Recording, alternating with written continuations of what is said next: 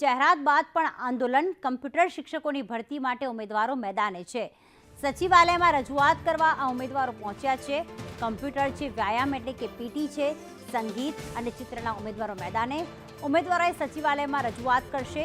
Gate number 1 પર ઉમેદવારોને રોકવામાં આવ્યા। શિક્ષકોની ભરતીની જાહેરાત બાદ પણ આંદોલન યથાવત, કારણ કે કમ્પ્યુટર છે, વ્યાયામ છે, સંગીત છે, તે ચિત્ર સહિતના જે શિક્ષકો છે તેની ભરતી કરવા માટે પણ ઉમેદવારો મેદાને। ઋષિકેશભાઈ પટેલે એવું કીધું હતું કે જે પાઠ્યપુસ્તક હશે એની જ અમે ભરતી આપીશું। તો અમે આજે આ 9 થી 12ના એમના જ છાપેલા ગુજરાત રાજ્ય ગવર્મેન્ટ પાઠ્યપુસ્તક મંડળે છાપેલા પુસ્તકો સાથે આવ્યા છીએ।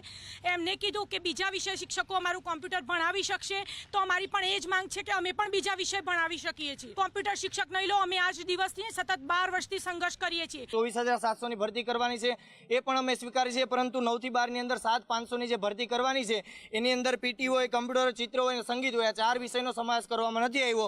તો સરકારશ્રીને 2 હાથ જોડીને નમ્ર વિનંતી કરીએ છીએ કે આ વિષય ગૌણ નથી। 7,500ની જે તમે રજૂઆત ભરતી કરવાના છે 9 થી 12માં, એમાં આ લોકોનો સમાવેશ કરવામાં આવે, અથવા તો 7,500 સિવાયની જે કોઈ પણ ભરતી હોય એમાં 4 વિષયનો કાયમી શિક્ષક તરીકે સમાવેશ કરવામાં આવે।